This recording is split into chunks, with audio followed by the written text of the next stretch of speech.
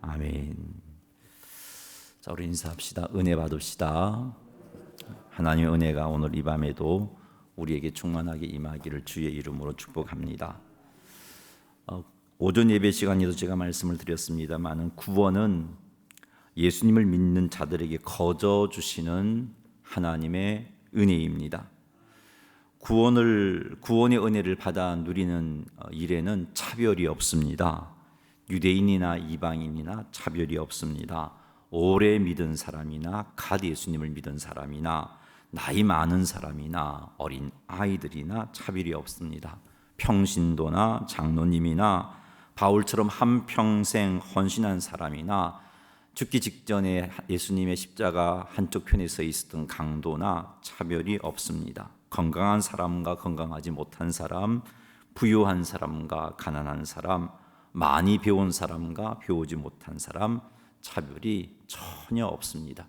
구원은 그저 주시는 하나님의 은혜이기 때문에 그렇습니다. 하나님의 은혜를 힘입어 예수님을 믿기만 하면 누구든지 차별 없이 구원함을 받을 수 있는 겁니다. 그런데 예수님의 제자들과 예수님을 믿는 유대인들은 차별이 있다라는 생각을 하고 있었습니다. 모든 것을 버리고 주님을 따른 제자들과 그렇지 않은 사람들이랑 어찌 똑같은 구원을 받는가? 이거 말이 되는 일이냐? 이런 생각을 했던 거죠. 뭔가 달라도 달라야지 이런 생각을 하고 있었습니다. 마태복음 20장 앞부분에 보면은 마태복음 19장에 베드로의 말이 나오는데 마태복음 19장 27절 말씀 같이 한번 읽어보도록 하겠습니다. 이에 베드로가 대답하여 이르되 보소서 우리가 모든 것을 버리고 주를 따라 사온즉 그런즉 우리가 무엇을 얻으리까? 아멘. 한평생 예수님을 믿은 나와 어찌 갓 예수님을 믿은 저 사람이랑 똑같은 구원을 받을 수 있단 말입니까? 지금 이런 말이에요. 베드로가 하는 말입니다. 어찌 한평생 복음을 위해 헌신하고 복음 때문에 순교한 바울이랑 십자가 위에서 죽어가면서 그때 예수님을 믿은 그 강도랑 똑같은 구원을 받을 수 있단 말입니까? 차별 없이 구원함을 받는다는 것은 불공평하다라고 생각을 하고 있는 겁니다. 지금 제자들이 이런 생각을 하고 있는 거죠. 유대인들이 이런 생각을 하고 있는 겁니다. 왜 이런 생각을 하게 되었을까요? 내가 너보다 뭔가 더 했다고 생각하고 있기 때문에 그렇습니다. 내가 너보다 뭔가 더 많이 헌신하고 하나님을 사랑했다라고 생각했기 때문입니다. 내가 너보다 쌓은 공로가 더 크다고 생각했기 때문입니다. 이런 생각을 하고 불공평하다라고 말하는 것은 구원은 나의 헌신과 나의 수고로 얻는다라는 생각이 저 밑바닥에 깔려 있는 거예요. 입으로는 은혜로 구원 얻습니다 라고 그렇게 말하는데 내 중심은 그래도 내가 예수님을 믿어도 훨씬 더 많이 믿었고 헌신을 해도 훨씬 더 많이 헌신했고 수고를 해도 훨씬 더 수고를 많이 했는데 겨우 어제 예수 믿은 저 사람이랑 똑같이 나랑 구원이 같단 말인가? 이건 불공평해 라고 생각하는 것은 구원이 뭔가 하나님 앞에 열심히 산 그런 삶이 공로가 되어서 구원을 얻는다는 그런 생각이 밑바닥에 깔려 있는 겁니다. 사랑하는 성도 여러분, 그 누구도 자신의 행위로 구원을 받을 수 있는 사람은 아무도 없습니다. 왜냐하면 우리는 행위로 결코 우리의 죄 문제를 해결할 수 없는 그런 존재이기 때문에 그렇습니다. 아무리 착하게 산다 할지라도 그 착한 행동이 나의 죄 문제를 해결할 수가 없습니다. 죄의 삭은 사망입니다. 그러므로 죄 문제를 해결하려면 죽어야 합니다. 죄인이 죽으면 그 죄에 대한 심판이 따라옵니다. 그 심판은 영벌이고 영원한 죽음입니다. 지옥에 가는 것이지요. 그러므로 행위로 구원을 받을 수 있는 사람은 이 땅에 한 명도 없습니다. 그래서 절대적으로 하나님의 은혜가 필요한 것입니다. 하나님의 은혜가 아니고는 우리에겐 소망이 없습니다. 하나님의 은혜가 아니라면 하나님을 알지도 못한 채 살다가 결국은 멸망하여 지옥에 이를 수밖에 없는 겁니다. 하나님의 놀라우신 은혜로 구원함을 받은 사실을 다시 한 번 더 오늘 이 시간을 통해서 확인하고 나아가 하나님의 은혜에 감사함으로 주님 부르시는 그날까지 감사함으로 하나님께 헌신하는 그런 성도님들이 다 되시기를 주님의 이름으로 축복합니다. 마태복음 20장 1절 말씀 읽어보겠습니다. 천국은 마치 품꾼을 얻어 포도원에 들여보내려고 이른 아침에 나간 집주인과 같으니. 아멘. 예수님이 지금 이 말씀을 하는 것을 볼 때 천국에 관한 이야기를 하시는 거구나. 비유를 천국은 마치 품꾼을 얻어 포도원에 들여보내려고 이른 아침에 나간 집주인과 같다, 이렇게 말씀하시는 걸 보니까 우리는 예수님은 천국에 관한 말씀을 하시는 거구나 하는 것을 알 수 있습니다. 이 예수님이 천국에 관해서 어떤 말씀을 하시는가, 우리 말씀을 한번 살펴보겠습니다. 품꾼을 얻으려고 품꾼을 얻어서 포도원에 들여보내려고 이른 아침에 집주인이 나갔다라고 예수님이 말씀을 시작했습니다. 여기서 이른 아침은 우리 시간으로 말하면 새벽 6시입니다. 새벽 6시에 포도원 주인은 품꾼을 구하기 위해서 장터로 나갔습니다. 오전 6시에 나간 포도원 주인은 품꾼들을 발견을 하고서 한 데나리온을 줄 것을 약속하고 그 품꾼들을 자신의 포도원으로 들여보냅니다. 그리고 또 삼시는 우리 시간으로 오전 9시입니다. 오전 9시에 장터에 나가보니까 그곳에 일할 장소를 찾지 못해서 놀고 있는 사람들이 또 있었다라고 그렇게 기록하고 있습니다.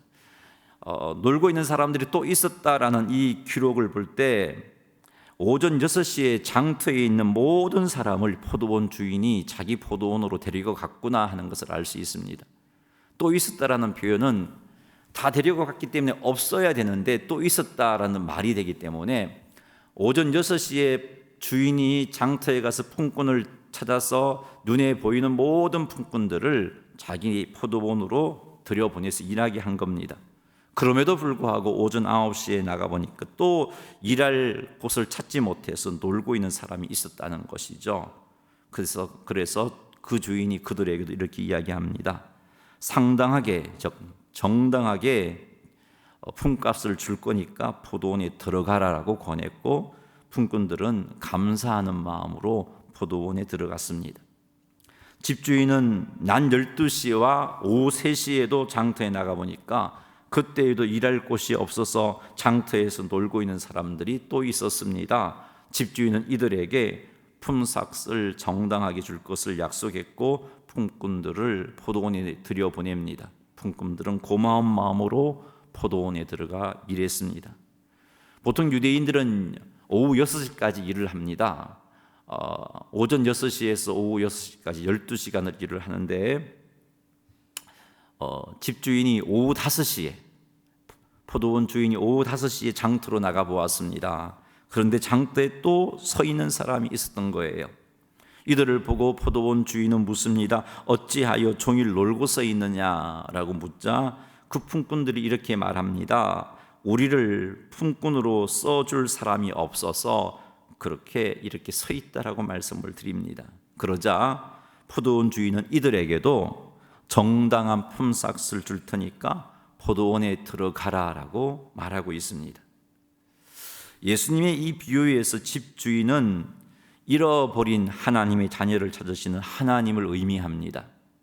그리고 품꾼은 잃어버린 하나님의 자녀들을 의미합니다. 포도원 주인은 오전 6시, 오전 9시, 12시, 오후 3시, 오후 5시에 계속해서 품꾼을 찾았습니다. 이것은 잃어버린 영혼들을 찾을 때까지 찾으시는 하나님의 사랑을 보여주는 것입니다. 이른 아침부터 일할 수 없는 시간이 올 때까지 주인은 품꾼을 찾고 또 찾았던 겁니다.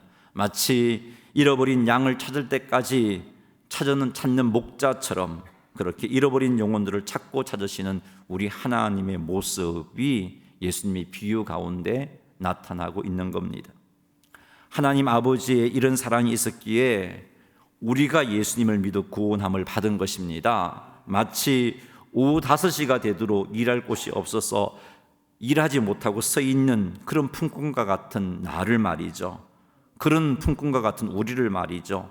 하나님이 찾아오셔서 천국 백성 삼아 주신 겁니다.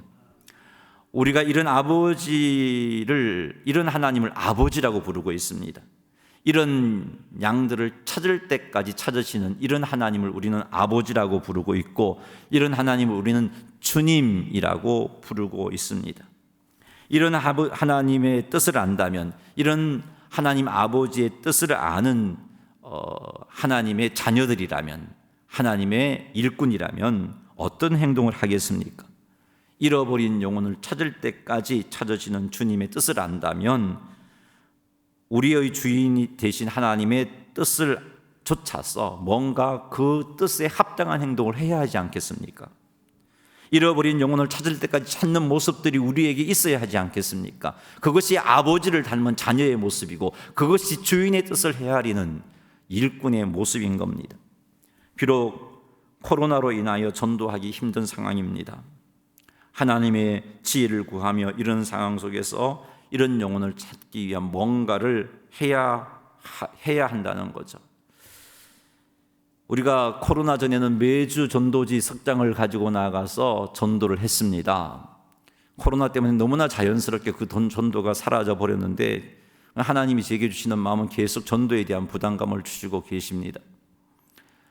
몇 개월 전에도 이렇게 힘든 상황 가운데 마스크를 깨끗하게 준비해서 전도하러 나간 한 성도분의 모습이 하나님께서는 제 눈에 크게 부각되게 해주셨습니다. 지난주에도 어느 한 교회에서 전도지를, 요즘 코로나 시대인데 어떻게 전도하냐 물어보니까 자기들은 마스크를 구입해서 마스크를 예쁘게 포장해서 거기에 전도지를 넣고 전도를 한대요. 그러면은 사람들이 전도지를 받아준대요. 마스크 때문에. 그런 이야기를 들으면서 하나님께서 제게 주시는 그 부담감이 코로나로 주저앉아 있어서는 안 된다는 것이죠. 코로나 시대지만 우리가 이 시대를 뱀같이 지혜롭게, 비둘기같이 순결하게 뭔가 행동을 해야 된다는 말씀을 해주시는 것 같았습니다. 잃어버린 영혼을 구원하기 위해서 기도한다든지, 잃어버린 영혼들을 온라인으로 혹은 오프라인으로 찾아간다든지, 잃어버린 영혼들에게 복음을 전하든지 뭔가를 해야 됩니다. 잃어버린 영혼들이 복음을 들을 수 있는 환경을 만들어야 되는 것입니다. 사랑하는 성도 여러분, 뱀같이 지혜롭고 비둘기같이 순결하게 복음을 전하십시다. 셀가족 중에 온라인 예배조차 드리지 않고 있는 셀가족이 있다면 여러분, 카톡이나 전화나 문자를 통해서라도 권면하고 교제를 나누시기 바랍니다. 코로나니까 어쩔 수 없지. 그러면 그 영혼마저도 잃어버린 영혼이 되고 마는 겁니다. 이런 이들을 사랑으로 섬기십시다. 이런 이들을 기도함으로 섬기십시다. 이런 행동이 잃어버린 영혼을 찾도록 찾으시는 아버지 하나님을 닮은 자녀의 모습이고, 그런 하나님을 주인으로 섬기는 일꾼의 모습인 겁니다. 우리 모두 잃어버린 영혼을 찾을 때까지 찾으시는 하나님 아버지를 닮아서 힘써 잃어버린 영혼을 찾으시는 일에 헌신하시기를 주의 이름으로 축복합니다. 그리고 전도 특공대가 전도할 수 있도록 여러분 기도 많이 해 주십시오.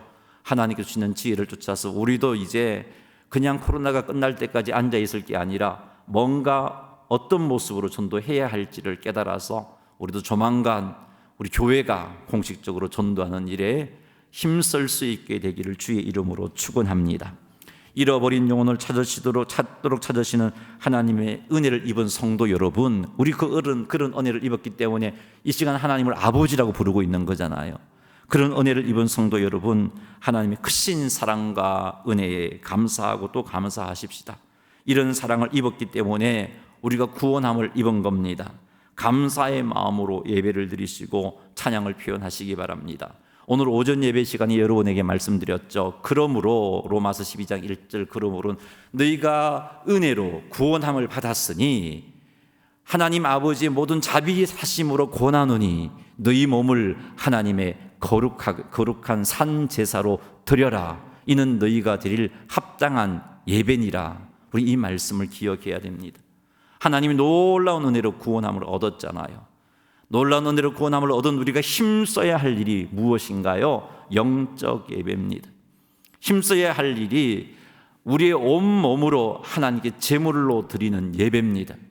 우리의 생각과 감정과 의지와 우리가 소유한 모든 소유와 심지어 우리의 능력과 비전까지도 하나님의 뜻의 다스림을 받는 삶을 살아가는 예배, 주일 예배가 출발이 되어서 한 주일 내내 하나님을 예배하는 삶으로 드리는 예배, 이 예배가 마땅히 구원의 은혜를 받은 우리가 해야 할 예배요, 그것이 영적 예배요, 그것이 합당한 예배요, 온전한 예배입니다. 구원의 은혜를 받은 우리들 이 예배를 회복하십시다. 이 예배에 헌신하시는 여러분 되시기를 주님의 이름으로 축원합니다. 예수님의 비유에 의하면 이제 날이 저물었습니다. 그 날이 저물었다는 말은 오후 6시가 되었다는 거죠. 이제 더 이상 일할 수 없는 때가 된 것입니다. 포도원 주인은 청지기에게 말하기를 품꾼들을 불러서 나중 온 자부터 시작해서 먼저 온 자까지 싹쓸 주라고 명령을 했습니다. 오후 5시에 들어와서 오후 6시가 되어 겨우 1시간 일한 품꾼에게 주인은 한 데나리온을 주게 했습니다. 이것을 본 먼저 온 자들이 자신들은 저 사람보다 적어도 11시간 정도 더 많이 일했으니까 11시간 정도 더 많이 일했으니까 12데나리온이나 줄 건가? 이런 기대를 했겠죠. 엄청난 금액입니다.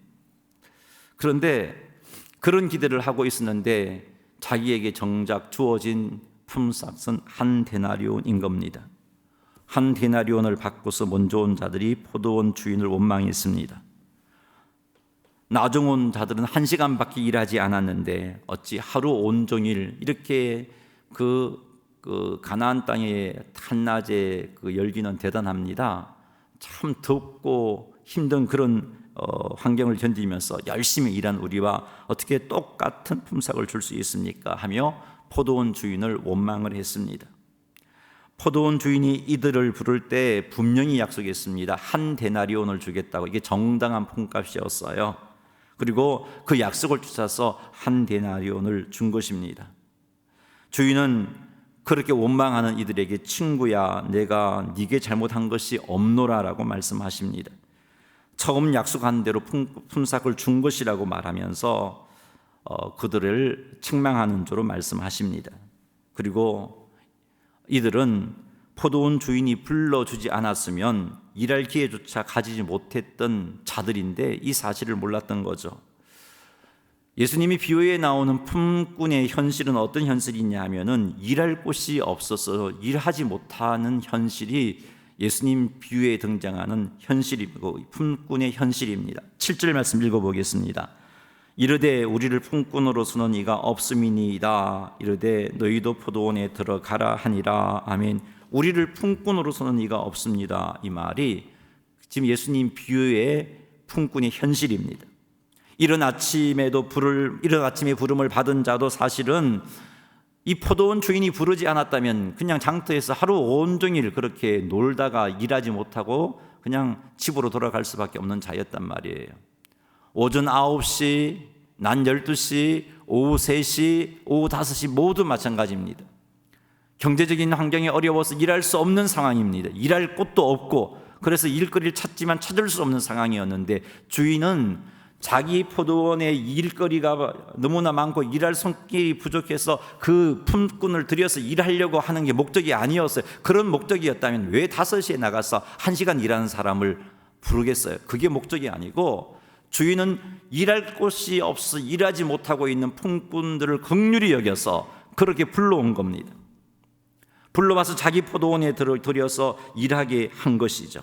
그런데 이 사실을 이들은 알지 못했습니다. 이게 은혜라는 사실을, 주인의 은혜라는 사실을 알지 못했습니다. 집주인이 포도원 주인이 부르지 않았다면 이들은 살 길이 없는데 이것을 알지 못했던 거죠.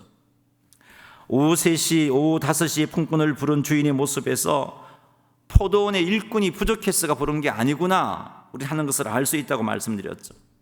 일할 수 없는 환경이기 때문에 일하지 못하는 그들의 일거리를 주기 위해서 포도원 주인이 품꾼을 불렀다는 것을 알 수 있어요. 아마도 품꾼으로 부를 이가 아무도 없는 환경에서 이들이 이렇게 부름을 받았다는 사실을 알았다면, 기억하고 있었다면, 이게 은혜구나라는 사실을 기억했다면, 나도 힘든데 저 오후 5시까지 일할 거리를 찾지 못해서 저렇게 하루 종일 헤매다가 겨우 일거리를 얻어서 동일하게 품삯을 받은 것에 대해서 같이 기뻐하고 감사할 수 있었을 텐데 그것을 생각하지 못했습니다. 주인의 은혜를 생각하지 못했습니다. 주인의 은혜는 생각하지 못하고 내가 얼마나 열심히 일했느냐, 그것에만 초점이 맞추어진 거죠. 내가 얼마나 열심히 일했는데, 저 사람보다 12배 더 열심히 일했는데, 이것에만 초점이 맞추어져 있었던 겁니다. 그러다 보니까 불평하게 되고 원망했던 거죠. 이런 이들에게 주인이 내 것이나 가지고 가라. 나중 온 이 사람에게 너와 같이 주는 것이 내 뜻이니라. 주인은 처음부터 그런 마음으로 불렀거든요. 주인은 처음부터 일거리 없는 그들에게 일을 주어서 살 수 있는 길을 열어주고자 부른 거거든요. 그게 주인의 뜻이었어. 이게 주인의 선함인데 왜 너는 나의 선함을 가지고 정죄하느냐, 불평하느냐라고 책망을 하고 있는 겁니다. 여기서 말하는 품삯은 구원을 의미합니다. 구원은 공로로 얻는 게 아니라는 거예요. 구원은 은혜로 얻는 겁니다. 오전 6시에 부름을 받으니까 품삯을 받는 것도 은혜요. 오전 9시에 부름을 받으니까 품삯을 받는 것도 은혜요. 오후 5시에 부름을 받아 품삯을 받은 것도 은혜입니다. 주님의 비유의 초점은 구원이라는 거고 그 구원은 은혜로 주어진 것이다라고 말하고 있는 겁니다. 은혜로 얻는 겁니다. 품꾼으로 서는 이가 없는 환경에서 품꾼으로 쓰임받아서 한 데나리온을 받을 수 있었던 것은 포도원 주인의 은혜입니다. 이들이 뛰어난 품꾼이었기 때문에 포도원 주인이 이들을 부른 것이 아닙니다. 이들이 일할 수 없는 환경을 긍휼히 여겨서 포도원 주인이 이들을 일꾼으로 부른 것입니다. 그리고 이들에게 한 데나리온, 구원이라는 한 데나리온을 준 것입니다. 그러므로 한 데나리온 즉 구원을 받은 것에 대해서 이들은 감사해야 했습니다. 오전 6시부터 일한 사람도 감사해야 하고 9시에 일한 사람도 감사해야 되고 12시에 일한 사람도 감사해야 합니다. 남과 비교해서 원망하거나 불평하지 말아야 됩니다. 아무리 오전 6시부터 일한 사람이라 할지라도 주인이 불러주시는 은혜가 없었다면 한 데나리온을 받을 수가 없는 자이잖아요. 구원을 받을 수 없는 자이잖아요. 복음을 통해 구원을 얻는 것은 차별이 없습니다. 바울이 받은 구원이나 예수님의 십자가 한쪽 편에 있는 강도가 받은 구원이나 차별이 없습니다. 80년을 예수님을 믿음으로 받는 구원이나 갓 예수님을 믿는 믿음으로 받는 구원이나 차별함이 없습니다. 모두가 하나님의 은혜로 구원함을 받는 것이기 때문에 차별이 없습니다. 우리의 행함으로 구원함을 받는 것이 아닙니다. 예수님을 믿고 얼마나 많이 봉사하고 헌신했느냐에 따라 구원이 주어지는 것이 아닙니다. 예수님을 믿고 얼마나 많은 영혼들을 구원하고 전도했느냐에 따라 구원이 우리에게 주어지는 것이 아닙니다. 예수님을 믿고 순교했느냐의 여부에 따라 구원이 우리에게 주어지는 것이 아닙니다. 구원은 봉사로 주어지는 것도 아니고 헌신으로 전도로 순교로 받는 것이 아닙니다. 구원은 은혜로 받는 겁니다. 은혜로 받는 거예요. 구원에 차별이 없다는 사실로 인하여 속상하십니까? 한평생 예수님을 믿고 고생했는데 갓 예수님을 믿은 사람과 똑같은 취급당하는 것이 속이 상하십니까? 한평생 말씀에 순종했는데 그 순종하기 위해서 참고 희생했는데 갓 예수 믿은 사람과 똑같이 취급당하는 것이 속상하십니까? 속이 상하다는 것은 나도 모르는 사이에 구원을 믿음으로 얻는 것이 아니라 행함으로 얻는다라는 생각으로 변질되었기 때문에 그래요. 구원은 하나님의 은혜로 주어지는 겁니다. 전적인 하나님의 선물입니다. 우리는 하나님의 은혜로 인하여 구원함을 받았습니다. 오전 6시에 부른 사람도 하나님의 은혜로 구원함을 받았고 오전 9시에 부른 사람도 부름을 받은 사람도 하나님의 은혜로 구원함을 받았고 심지어 오후 3시나 오후 5시에 부름을 받은 자도 하나님의 은혜로 구원함을 받았습니다. 구원은 놀라우신 은혜로 우리에게 주어지는 하나님의 선물이기 때문에 똑같은 구원을 받을 수 있었습니다. 그럼 우리가 수고하고 헌신하는 것은 무슨 의미가 있는가? 이것은 하나님을 향한 헌신과 수고는 하나님의 놀라운 은혜에 대한 자연스러운 반응이에요. 하나님의 놀라운 사랑과 은혜를 받은 자가 그 사랑과 은혜의 감격에서 자연스럽게 행하는 일들입니다. 그리고 하나님의 놀라운 은혜를 아는 성도는 자연스럽게 하나님을 사랑하게 되어 있어요. 봉사하고 헌신하게 되어 있습니다. 그런데 이런 사랑과 헌신과 봉사도 사실은 하나님의 공급하시는 은혜가 없이는 불가능해요. 하나님의 은혜를 공급해 주심으로, 하나님의 은혜를 공급해 주심으로 사랑했고 헌신했고 주신 사명을 감당했습니다. 그런데 너무나 감사하게도 이렇게 하나님의 놀라운 은혜를 잊고 감격해서 하나님 사랑했는데, 사랑하는 그것도 하나님 은혜로 공급되어 주시고 힘을 공급해 주셔서 사랑하고 봉사하고 헌신했는데, 우리 하나님은 그것에 대해서 상급을 주시더라는 것이죠. 칭찬과 명성을 얻게 하십니다. 공의의 하나님께서 우리에게 합당한 상을 주십니다. 그러니 구원의 은혜에 감사하고 그 은혜에 감사함으로 하나님께 충성하시는 여러분 되시기를 주님의 이름으로 축원합니다. 그리하여 구원뿐만 아니라 하나님께서 주시는 칭찬과 명성까지 얻게 되고, 나아가 하나님께 합당한 상을 받아 누리시는 성도님들이 다 되시기를 주님의 이름으로 축원합니다. 찬송가 310장 찬양 드리겠습니다.